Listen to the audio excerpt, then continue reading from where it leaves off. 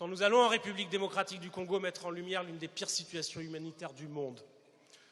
Quand nous allons au Sénégal à la rencontre des partenaires du PASTEF qui nous ont offert cette magnifique pirogue et qui ont pris le pouvoir démocratiquement au terme d'une véritable révolution citoyenne.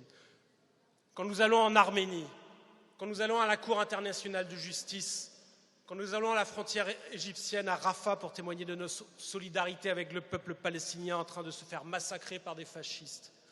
Quand nous demandons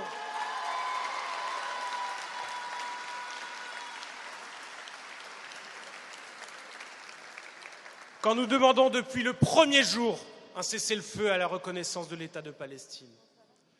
Nous faisons cela, bien sûr, pour porter avec Jean-Luc Mélenchon une autre voix de la France, une voix de la paix, une voix non alignée. Mais nous le faisons indissociablement pour lutter contre le racisme et la division dans notre pays, lutter contre l'infâme doctrine raciste du choc des civilisations que le fasciste Netanyahou a pu détailler sur une chaîne de télévision française il y a quelques jours. Honte à elle.